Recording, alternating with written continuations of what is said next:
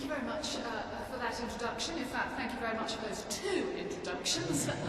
I feel very privileged. I was really pleased to be invited here to give the keynote to this launch of the REACH project.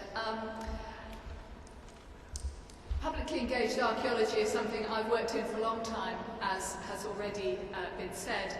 And when I was putting this talk together, I looked at some of the text from the REACH project website, and it really does ring very true with what I've worked on, what I believe in, and what I hope to see more of in the future.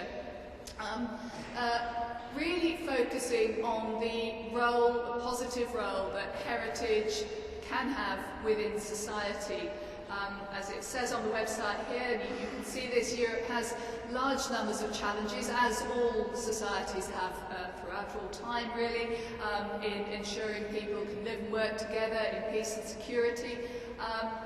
And heritage in this day and age is, like most powerful things, it can be a force for the good and a force for the bad in terms of bringing people together or taking them apart.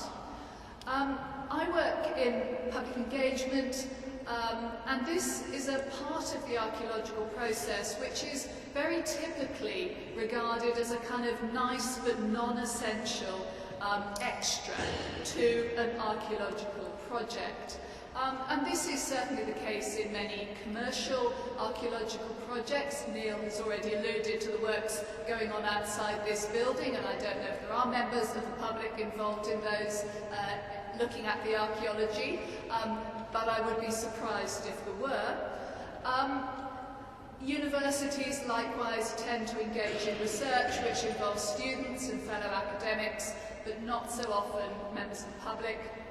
And even museums, and we are of course here in a remarkable museum, even museums often regard their public as consumers of what they have to offer, rather than as producers of, engaged producers of archaeological knowledge, of new knowledge about heritage.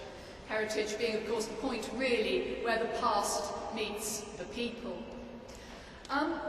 And we also see arguments which will talk about the economic value of archaeology, and also about the priority of the intrinsic value of archaeology and tangible heritage. And often these are seen in conflict. The tension lies in the issues that if you're trying to develop a heritage resource as an economic asset, are you protecting its archaeological integrity? On the other hand, if you are interested solely in the archaeological, protecting the archaeological integrity of a site, a monument, a building, can you really do that while you're still developing it as an economic asset? So these can be seen as in opposition, but there is of course the third side of that triumvirate of interests, which is the societal role of archaeology, and this is often, these arguments are often less heard.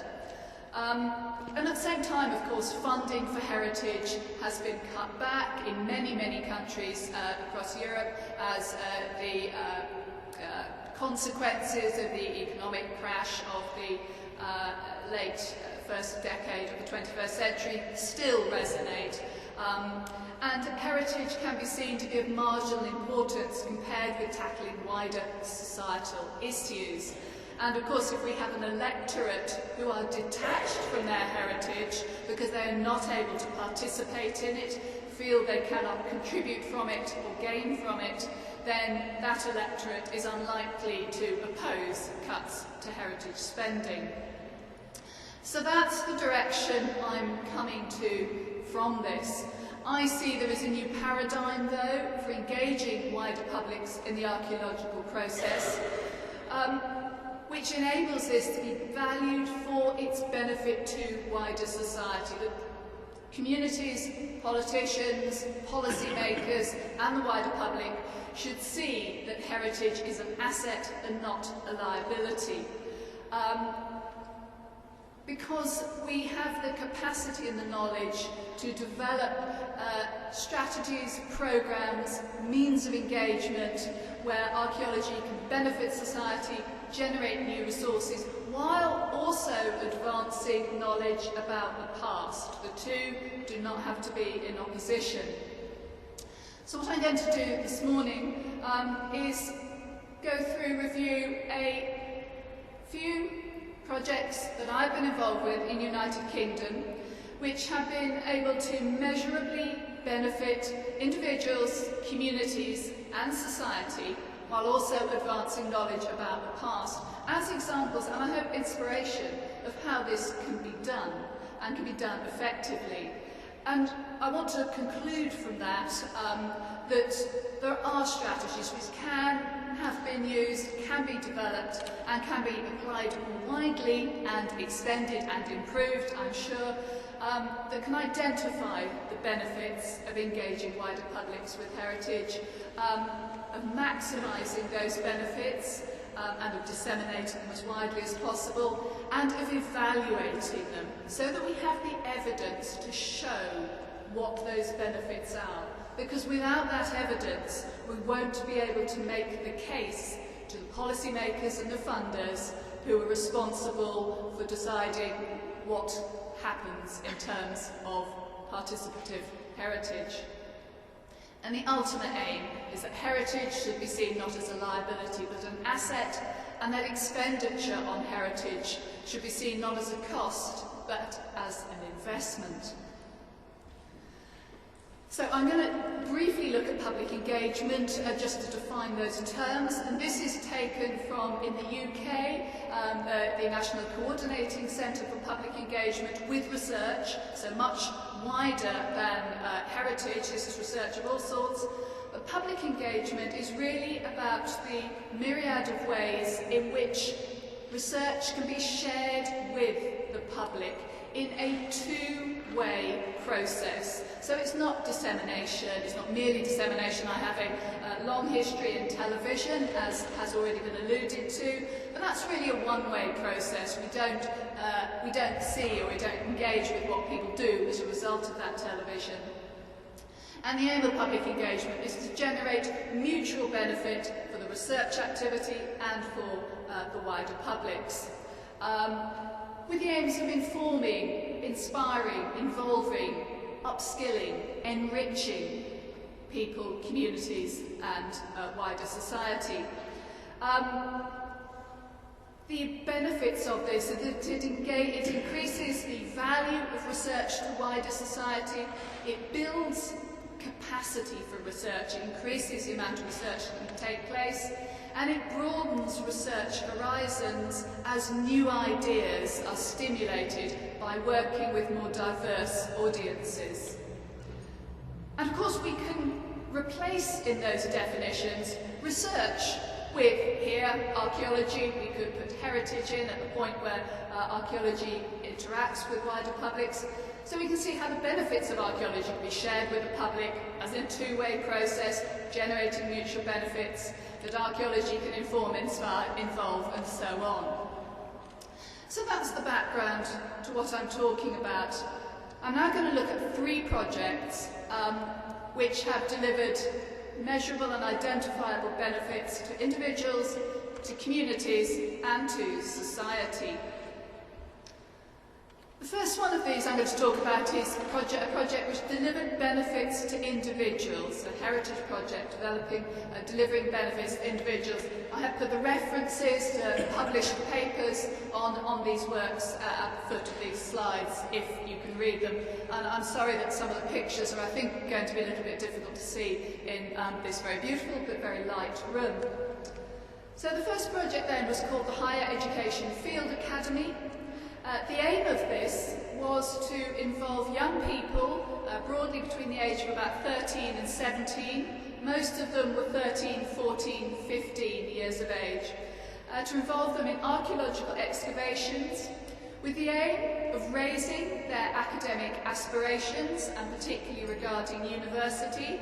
These are young people primarily from families where nobody had previously attended university, or children who are attending schools where few pupils progressed to university, or who lived or attended schools in poorer areas which generally sent fewer young people to university. The second aim was to boost their self-esteem and their confidence, and the third aim was to give them new skills and knowledge, with the idea that the second and third of these aims, the second and third bullet points, would help them fulfil those raised aspirations. This is a project which started in 2005, it's still running now, and involved young people in 1 metre square test pit excavations, which they worked on in mixed school teams, so they were meeting new people, completed a 1 metre square excavation in 2 days.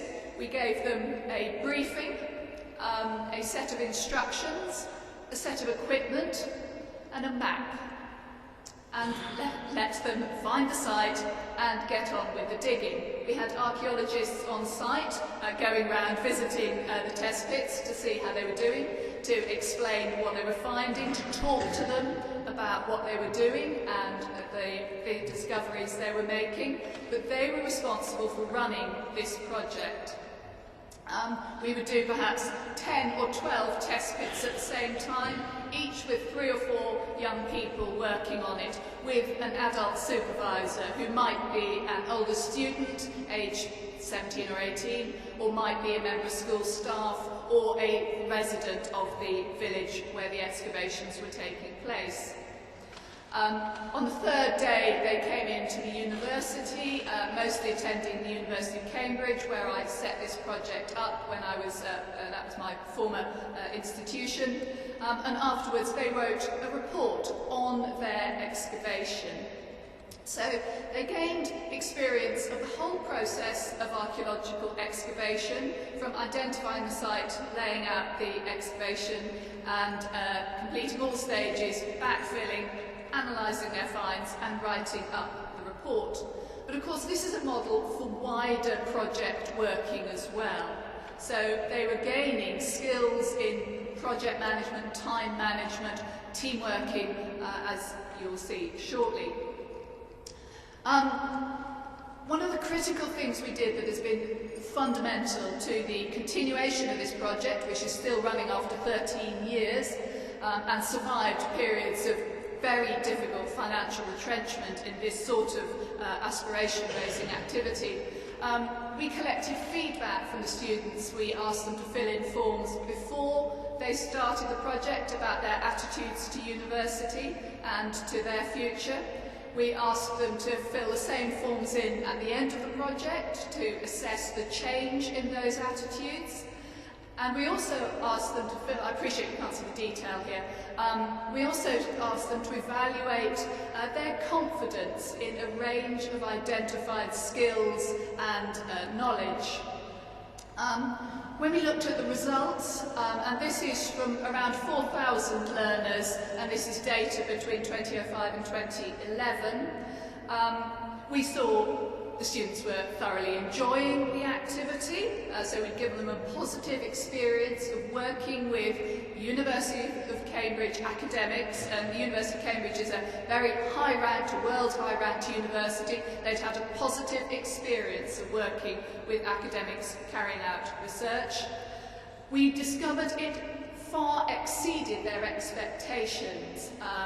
They enjoyed it much more than they'd expected to. And we could also see their changed attitudes to going to university. 84% of them felt more positive about going to university after the end of the 3-day project. And over 70% of them felt more positive about staying in school after the age of 16. They've got to do that to be able to get to university. So we could see the impact this is having on their attitudes. We asked school staff for feedback as well on questions such as, how much of the students learned from the Field Academy on the top left there,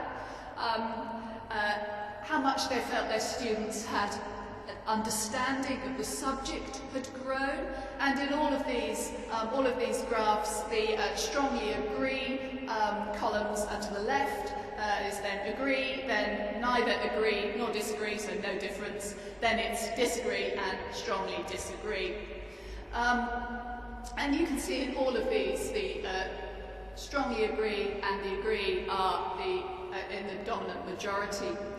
We also asked teachers how they felt, whether they felt their students felt more positive about staying on school after 16, and the extent to which they felt more positive about going to university. Now, it's very easy to say in many archaeological projects you'll gain lots of different skills, but we've been very explicit about identifying those skills. We worked with the OCR exam board, who run the international GCSE, which is taken by young people across the world, and we developed a framework for assessing these skills. We identified that there were skills in data collection, data analysis and data evaluation. We then identified specific wider skills, skills that people need for learning and for the workplace and for getting on in life generally. We broke those down into groups, which were verbal communication, structured working, creative thinking, reflective learning, team working, and working with effort and persistence. Now, I don't have time to go into this in detail,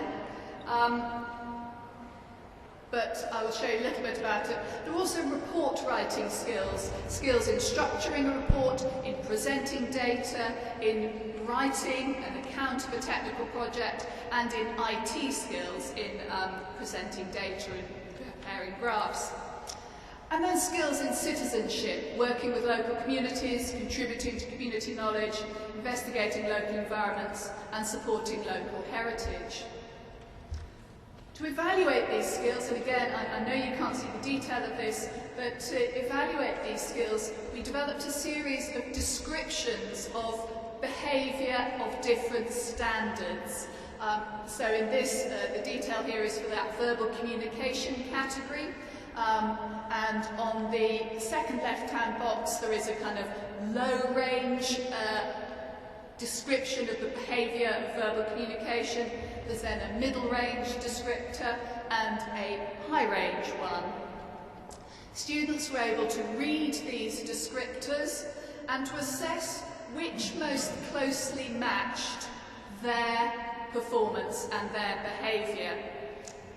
And they then marked these on these sheets that we had for a whole range of these different behaviours. And on each group, the supervisor would also work with students to evaluate their behaviours and rank their behaviours as well. So we'd have the student evaluation and the staff evaluation. And we would do this at the end of the first day, so the students could see where they were on that day and could identify how they could improve their verbal communication or their creative thinking or their team working, because they could see what the highest level of attainment looked like by reading the descriptors. So we could then be very confident when we had graphs showing that 76% of students felt it had improved their skills in reflective learning, or that over 80% felt it had improved skills in working with effort and persistence.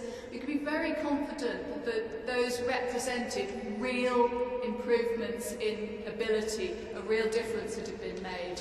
And we also assessed the same, these against GCSE ranks and gave them in sort of ranks relating to the exams the student take at age 16. And we could see from this that in all 6 of these main categories, verbal communication, structured working, creative thinking, reflective learning, effort and persistence, and team working, we can see precisely the percentage of students who felt that taking part in this activity had improved those skills. But we didn't stop there, because we actually then reported back to students in a written letter precisely what their skills are, why they are useful in study or in employment, how they had used those skills on the field academy, and how their particular performance had been ranked, how it had scored, in a text that they could then use to put together applications for jobs or applications for university, to help them learn how to not only recognise the skills they have, but also to be able to present those skills competitively when trying to apply for jobs. So when we're looking at benefits to individuals of this sort of participative heritage, we can see raised aspirations, more positive attitudes, the students feel better about what they can do, what they are capable of, enhanced self-confidence, new learning skills, all those different project skills and writing skills, skills for the workplace, teamworking, verbal communication, life skills, being able to work with other people, being able to present information to different audiences, being able to discuss tactfully and consensually to make a decision. Volunteering experience, they have something on their curriculum vitae which is volunteering. They have project management experience. They have managed that project as a group from start to end. And they have an enriched life experience. They have tried something they've never tried before and discovered they enjoyed it much more than they expected to. And they also have extended and enhanced social relationships. They've made new friends through working with new people from different schools, from different communities. Often schools that are at conflict with each other would be working together on these projects. So the second category I want to look at is benefits to communities. And in this one, I'm going to look at some community excavations we ran on the Motte Bailey Castle site. You can perhaps just about see a bottom photograph there is the very large mound of a medieval Motte Bailey castle.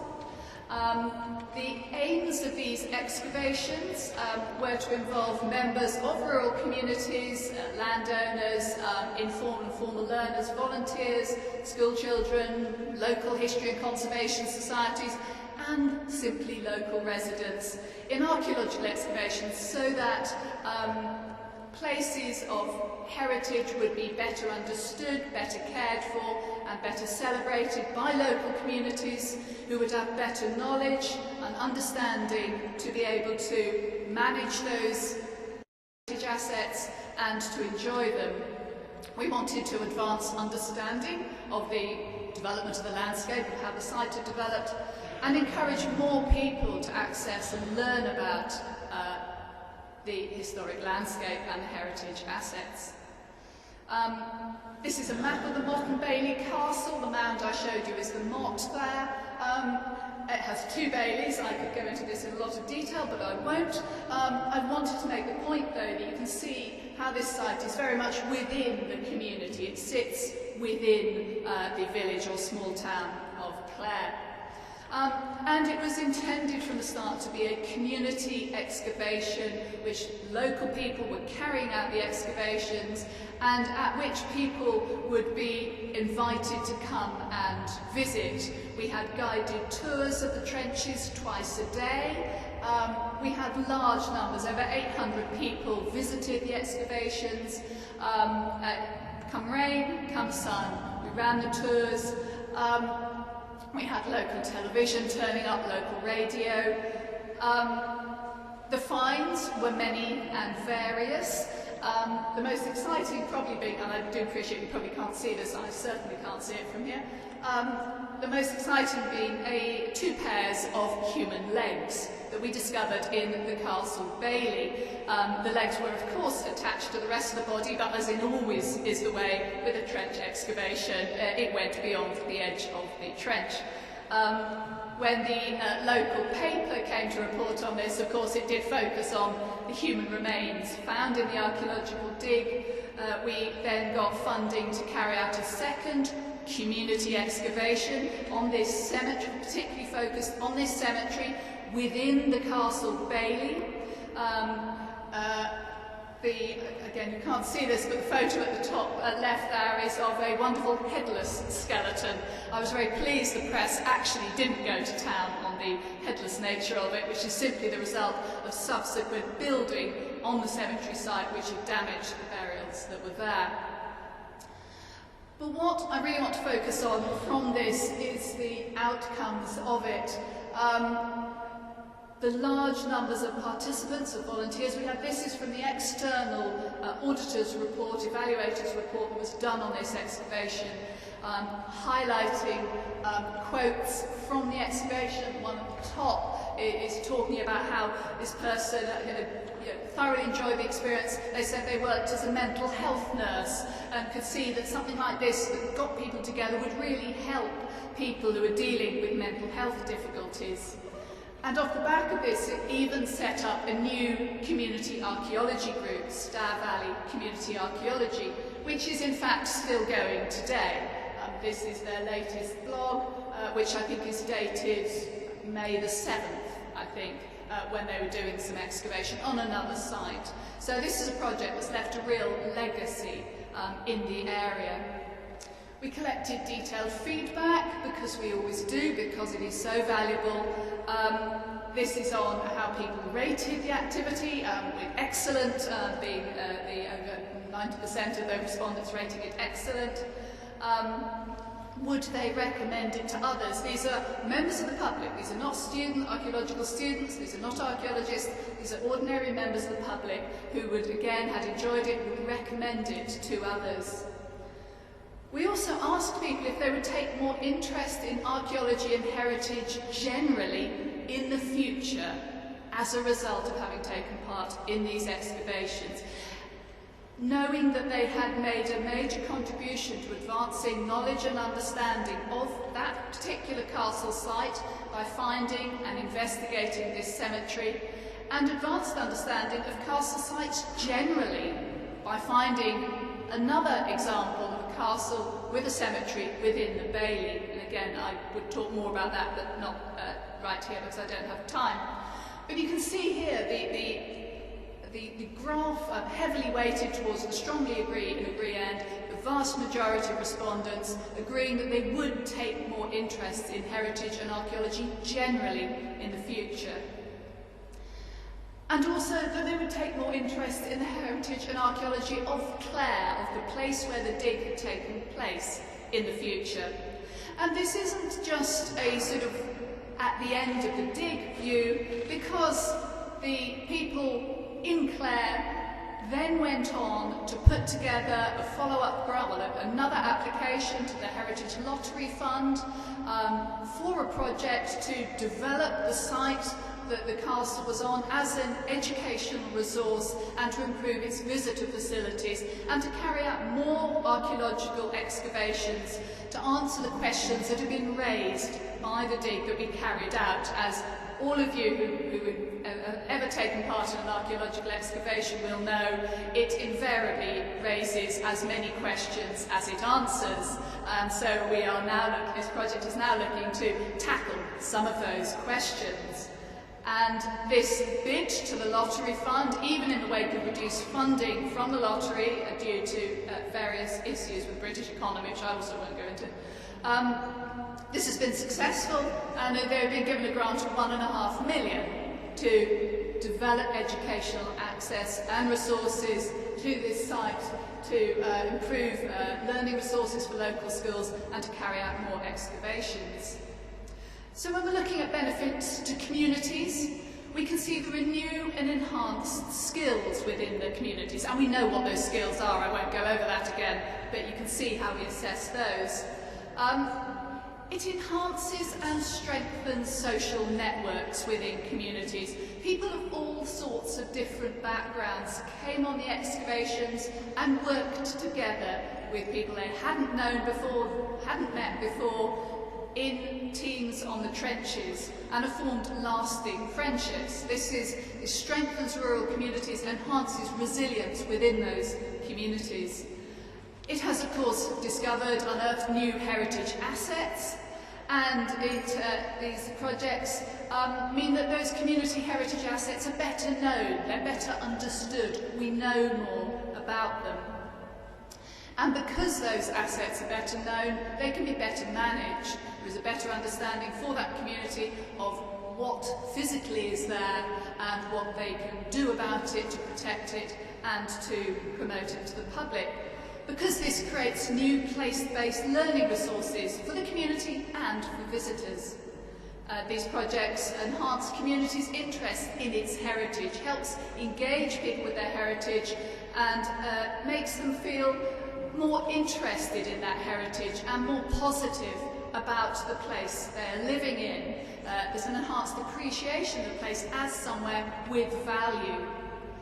And there is an enhanced attraction, of course, of places as leisure destinations for people to visit. And this is important at a time where many of the major heritage sites are increasingly overcrowded. We need to democratise the range of places that people can visit. So the third thing I want to look at is benefits to society. And in this, I'm going to look at a project that we did on a very different sort of site. This is a modern social housing estate built in the 1960s after the Second World War, which is now deprived, disadvantaged. It has high rates of unemployment, low rates of educational attainment, and many other characteristics of a disadvantaged area. It is on the edge of a small town called Gainsborough, which I would be surprised if anyone here had heard of. Gainsborough is on the edge of Lincolnshire, which is a large county in England. Again, many of you may not have heard of it, and I wouldn't be surprised. And of course, England itself is on the edge of Europe, even more so after Brexit, sadly. So it's a very marginalised community. What we were aiming to do in this was to involve people living on the estate, in excavations within the estate, to explore the history of that estate. There was no known archaeological site there. There was no prehistoric hill fort or Roman villa. We wanted to just dig within that estate to see what we'd find as a way of connecting people with the past, and also of getting across or introducing them to the idea that this estate, although it's deprived today, has a history. It was designed, it was created. There were important ideas behind that, which is determined why it is as it is today. We found it difficult to get started on this project, but working with the first meeting we had 4 people turn up to it, at which point we could have thought this wasn't going to work. But the 4 people who did turn up suggested social media might be a good way of getting people to know about what was going on. And they suggested Facebook. And again, you can't see the comments on this, but it's full of people posting things of, how do I share this page? When are the next digs taking place? We did one of these excavations, or 4 of them in fact, in the local infant school. It's only had children up to the age of 7 years, so they're not, well, they can help a little bit with the digs, but it's not like working with teenagers who you can allow to get on with it. But it was a good opportunity to show what we were doing, and also ask parents or carers who were dropping children off if they'd like to take part in the digs. And as a result, when we did start the digs with local people, we had dozens and dozens of people turned up, many more in fact than we were expecting. The whole estate was absolutely peppered with people digging archaeological trenches, small 1 metre square archaeological trenches in the open spaces of the estate. Most people have never really thought about these open spaces, but I will come back to those. The local community centre, which had been built new fairly recently, but was very underused, was used as the dig base and was seething with people bringing their finds in.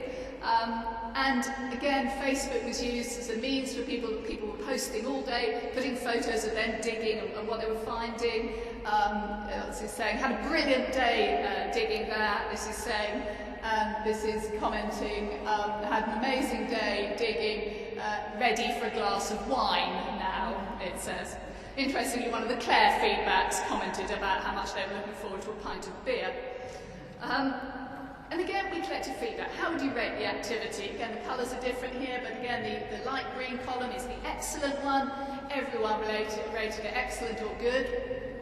How did it compare to your expectations? And again, like the kids, like the people in the much more affluent community of Clare, it's vastly exceeding people's expectations. It's really opening people's eyes to something new and different that they could enjoy and appreciate. We asked them specifically which aspects they enjoyed. And what was very interesting in this was that two of the highest ranking were the team working with people, meeting new people. This is on an estate we kind of expected people would know each other, but people really enjoyed working together and meeting new people. And the other thing that scored very highly on the left-hand side is learning to do something new and gaining new skills. This is a community that would conventionally be presumed by many policymakers to not be interested in learning new skills, to not be interested in learning anything new. But this was people voluntarily ticking which boxes they prefer. So it is overturning ideas about what people are like in these communities. It may seem obvious to us. In many cases, disadvantaged communities can be somewhat dismissed as not having aspirations. How is the activity affecting your knowledge and attitudes to the archaeology and heritage of the site? Again, these same questions. They feel more engaged with the heritage of the site, they feel more engaged with archaeology and heritage generally, they will take more interest in the future, both of the local place and more generally of archaeology and heritage. And we again asked them about skills, those same sets of skills to get some comparative data. You can see these same categories, discussing your own and other people's ideas. This is reflective learning. This is from left to right here. Completing an investigation, looking at new data, using your imagination, creative thinking, assessing how you're working, sort of team assessment, working persistently hard over the 2 days, and being a good team member. And you can see how all of these are scoring highly. In terms of people feel they've gained those skills. In particular, perhaps the working persistently hard and being a good team member. These are things that people can then put on their CVs or on job applications, say they have experience in that and have skills in those particular areas. And in fact, all of these are ranking very highly. And it's also highlighted the value of social housing. These green spaces that I mentioned, where we put those test pits, they are based on a model for estate planning that was developed in the 1920s in America, in a place called Radburn in New Jersey, with the idea that children should have safe spaces to play away from cars, so the houses' front doors opened not onto streets, but onto greens, pedestrianised green spaces where children could play outside with children from other families, but still close to the houses. Radburn in New Jersey is a National Historic Monument in the United States. And in the United Kingdom, after the Second World War, when much of the 19th century housing was no longer, if it ever had been, fit for purpose, many estates were built in the 1950s, 60s and 70s using this Radburn layout, opening onto these greens. And when you look at the plans of these, again, sorry, in this light you probably can't see this at all, but on the left we have the sales booklet, if you like, for Radburn, showing the way the houses are fronting onto greens, and it's exactly the same as the layout of Middlefield in Gainsborough, the site we were working on, when you look at it from Google Earth. And each of these circles shows the location of one of these test pits, and we use the data from them to reconstruct the landscape history of the site. Now, I really didn't expect to find very much. I thought we'd find a couple of bits of medieval pottery and maybe a little bit more recent stuff, bits of clay tobacco pipe. But I know that just that sense of discovering something from the past is has a very powerful impact on people. But what we did find, actually, was a remarkable range of finds which told us something important about this estate. And those finds are these at the top there.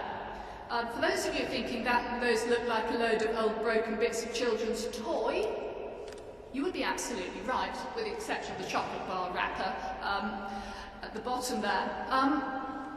what we found was a large number of children's toys, and because I've done more than 2,000 of these 1 metre square excavations in medieval villages, I know exactly how many children's toy items we normally find in the upper layers. And so we could compare them. On this graph, the orange square on the right is the average number of child-related finds per metre square from a rural village. And on the left, in blue, is the average number of child-related finds from these 1960s council house estate greens. This is showing very clearly that those greens were used by children for playing. And this is important because it shows that the aspirations of the planners who built these estates were met.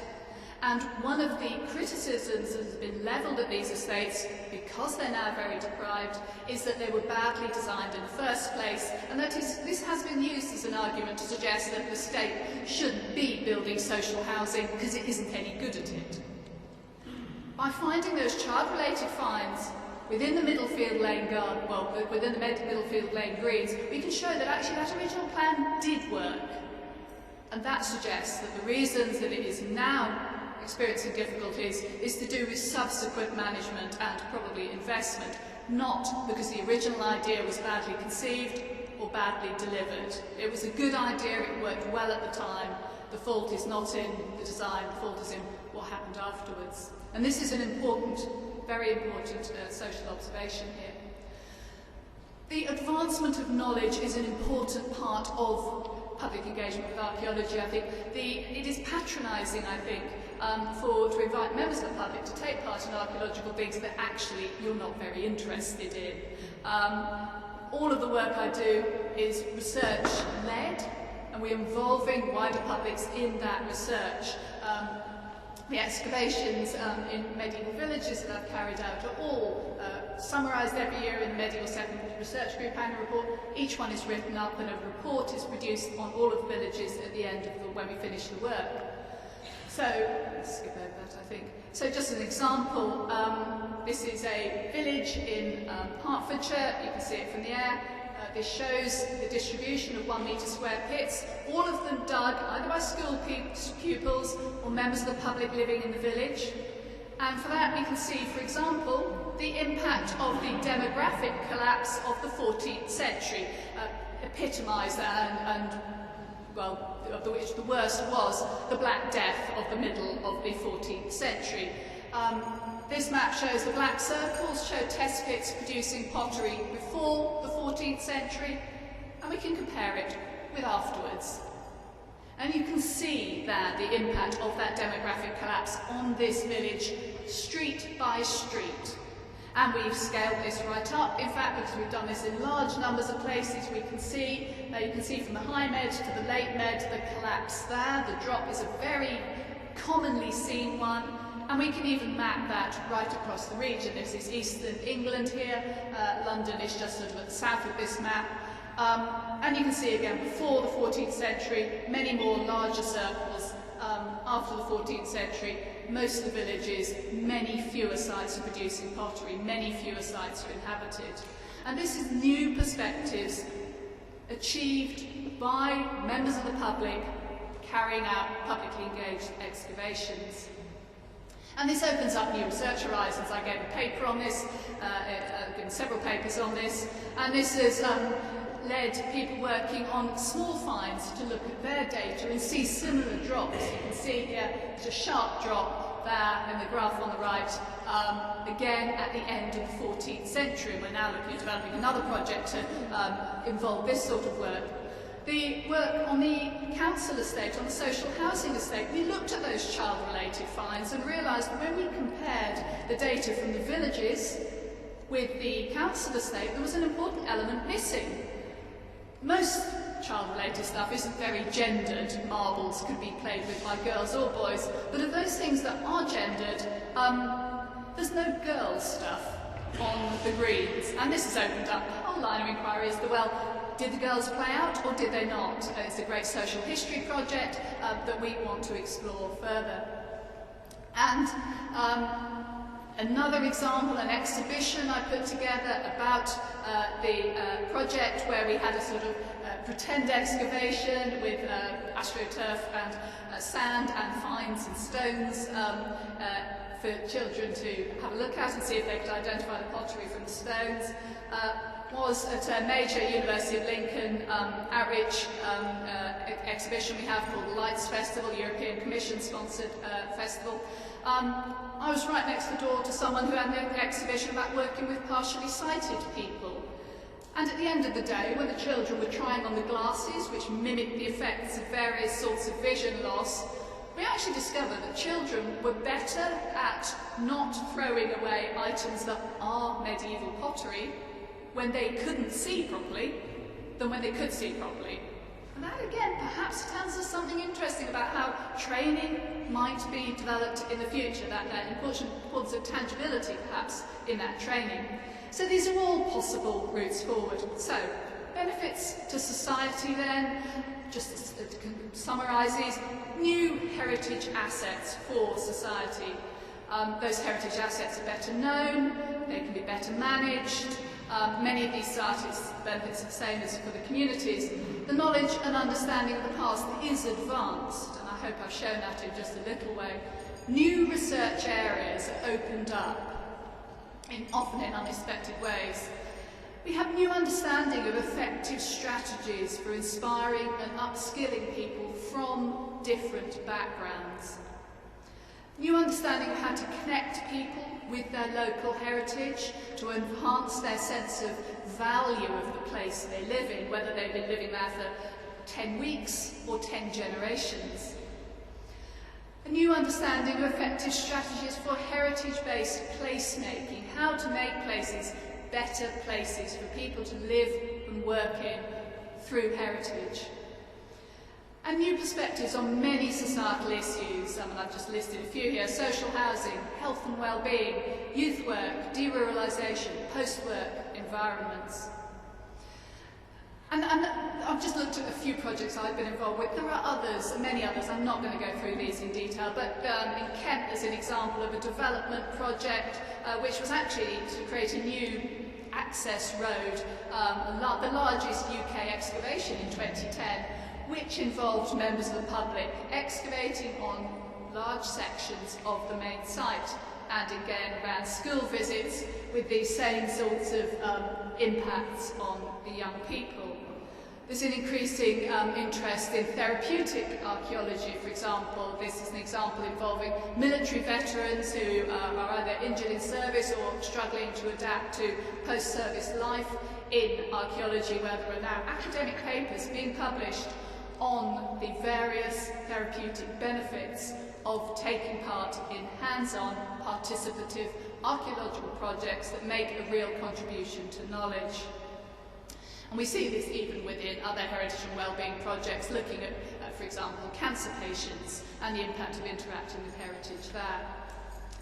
So to conclude, the societal benefits of publicly engaged archaeology are much greater than we have suspected. Tangible heritage has a much wider positive role to play in society that is currently appreciated, especially by non-archaeologists. I'm sure I'm preaching to an audience of the converted here.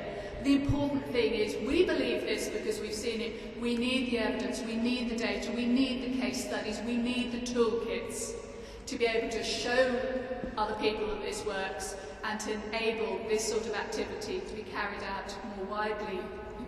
We need these strategies to be available more widely so that those benefits to individuals, to communities and to society can be experienced much more widely.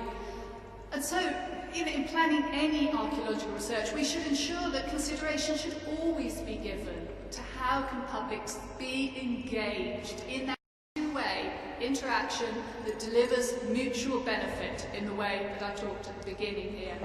And how this benefit, how we can identify that benefit, how it can be maximised, made most deeply and widely felt, and how it can be measured, because being able to measure it is important in being able to ensure it continues and expands.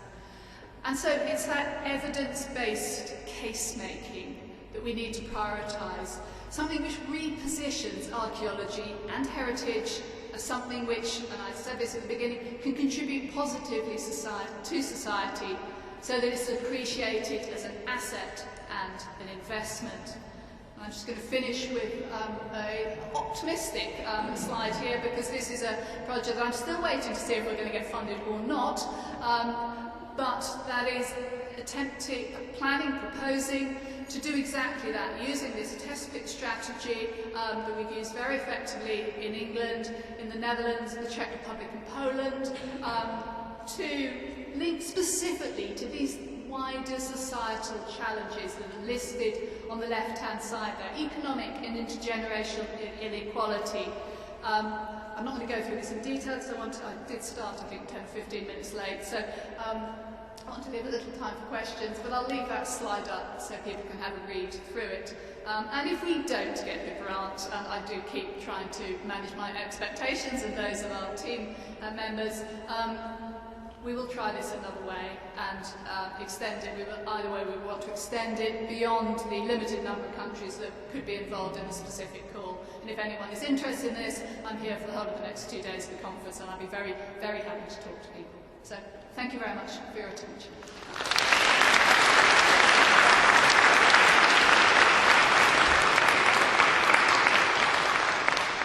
Thank you so much, Carenza, for that wonderful start to get us off for the conference. You demonstrated, I think, the value in the widest possible sense through your insights of the importance of what we do, but also the importance of how we demonstrate and document that to the public as a whole, but also to our funders as well. You focused on archaeology, and of course we do have archaeology in the project, but it strikes me that actually a lot of the issues and challenges and procedures and methods that you're talking about actually translate and transfer to the work that we're doing across the project as a whole. Now, we are all desperately in need of coffee, I know that, but Carenza has kindly offered to take 1 or 2 questions.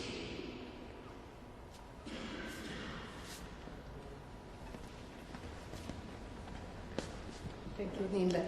I was fascinated by the stories that you told us. I'm wondering how much of the experience in the archaeological domain can be reused, can be an inspiration for other domains of the cultural heritage. I mean, museums, public libraries, archives, municipality archives, and this kind of places where citizens can be engaged with the cultural heritage. So you said other periods. Do you mean different periods, or do you mean sort of the finds that come from the other venues, as it were? Yeah, I think that the venue of the archaeological sites is very special.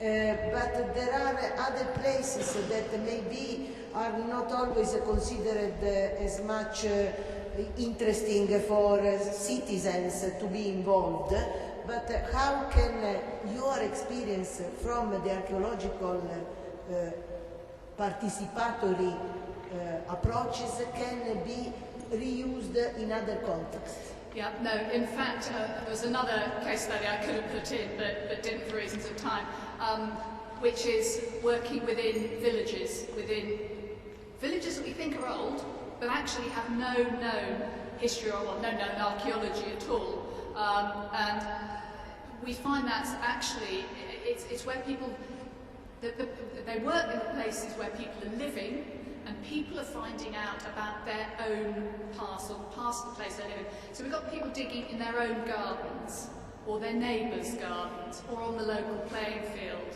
And the slides I showed you of the sort of 14th century, the kind of before and after the Black Death, they were an example where we knew none of that before. Over 100 test pits have been excavated, nearly all of them by people who live in the village. And they've created that huge buzz of excitement. They've been digging now for 2007 they started, and they're still doing a bit now, so it's been a 10-year project for them carrying on. It's created friendships, brought people together, and people now are very knowledgeable about the development of the village, which bits they'd went. So yes, it works very well in those places. And in fact, that social housing estate, we knew nothing about that before we started there. So yes, it does work.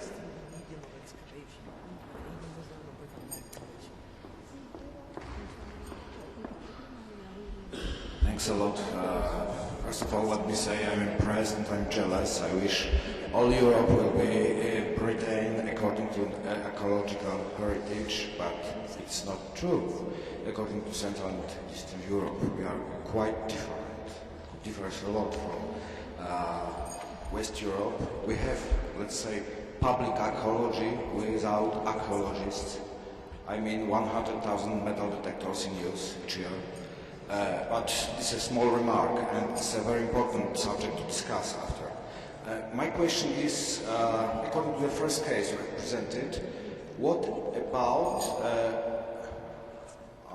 the consequence of this project, according to all these participants, after they finish their academic period? Did they become stakeholders of archaeological sites? Are they working in, for example, NGOs, or something? What is the next part of the story? Thank you very much.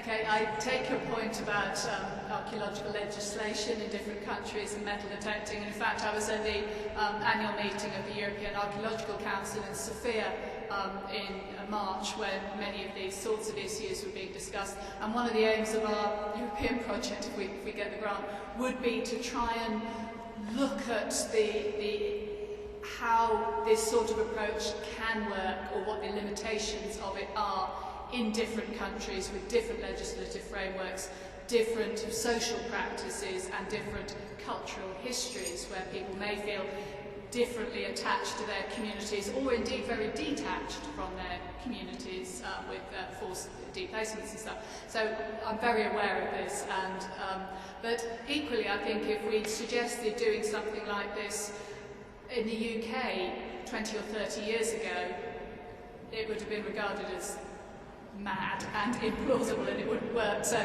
we want to see what will be possible, and I think if you can make the case for involving members of the wider public in participative archaeology, even though they wouldn't normally be able to, maybe policymakers can bring in a system of some kind of exceptions or special licenses or something like that. Your second point about what the students are doing now, we were never aiming to recruit them to archaeology. It was always about using archaeology to raise their skills and aspirations. We track them for 2 years after they carry out their initial excavations, after they carry out the project, to see whether they're still planning on going to university and what subject they're planning studying. And about 83% of them are still intending on going to university, and the subjects they are planning on studying range from accountancy to zoology, and that's the A to Z range. We don't have the capacity to track them forwards and see what they're doing now. Simply, partly for data protection rules, we couldn't, it was very difficult to track them after the age of 16 or 18. So we don't know that. We occasionally will get people saying, oh, I took part in the Field Academy and I'm now going off to be a teacher, or teach history, or work in an engineering company or something. But unfortunately we don't have that data, and it has really been a data protection issue, and indeed a cost issue. It's very difficult, it's very expensive to do that. So maybe one day we would try and track them down. These days with social media, and if data protection rules change, we might be able to have a social media campaign to try and find out what people are doing.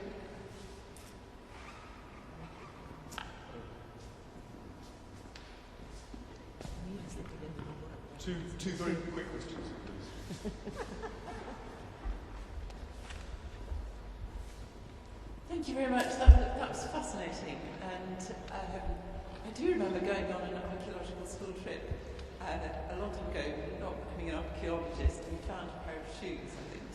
But I was really, really interested in how you had evaluated projects, and And particularly in the first one, where you had the students who had filled in, or their teachers had, appeared very detailed forms. The students filled them in. The students filled them in. And I wondered how you had motivated the students to provide you with all that reflective material, and how the students have been aware of why you were asking them for that. I'm thinking particularly because I'm involved in an oral history project at the moment, which involves students in the interviewing, and would really like to learn from the way in which you've really developed those evaluations. Yeah, we did the evaluations within small groups, so they were working in groups of 3 or 4. They'd have a sixth form or an adult supervising them, and that generally we gave them copies of the detailed range descriptors, and they could read through and see how their performance compared. Generally, they were very happy to do that. Actually, we explained to them that we wanted to keep it light touched. We didn't want it to feel like skill learning, but we did want them to have an awareness of what they'd gained from it. And really, it's by looking at those descriptions of different sorts of behaviour at different sorts of levels and thinking, actually, I'm probably at the bottom end of that, but this is what I could do to get the top end, you know. So, well, I won't give examples for a time, but and we did find that people, you know, students engaged on it, and we did at the end of the first day they'd fill them in a pencil, and the end of the second day they'd kind of fill them in for definite, so they could see how it had changed. But we did work very carefully to make sure that what they were doing was very relevant and recognisable, so they could see that the range of the descriptors kind of related to stuff they were doing, so it felt relevant. Sometimes we got them to talk to each other, you know, so they kind of assessed each other, which they quite enjoyed. I'm very happy to talk to you. Thank you. One last question.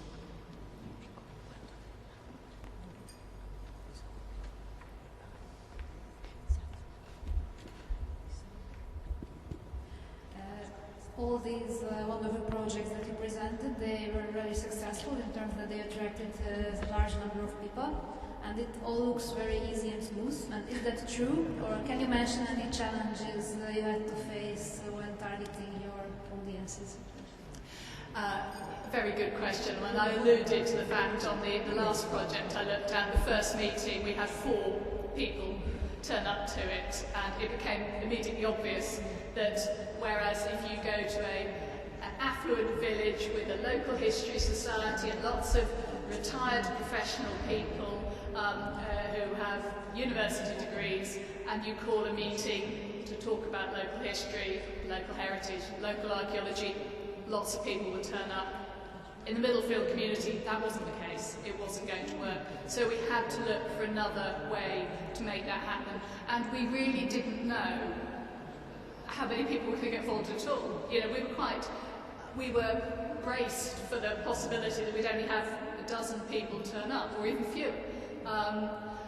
And the project with school children, we started it in 2005.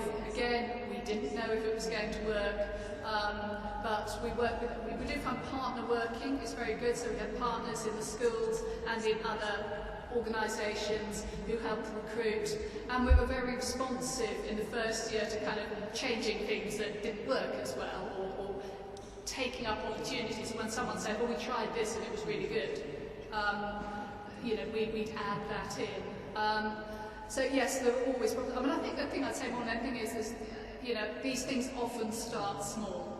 They almost always start small, and in many ways that's better, because you can start small and then build on it, having improved it while it's still small and improvable, if you like. So yeah, I think many of these things start small. I think the biggest challenge is the long-term legacy.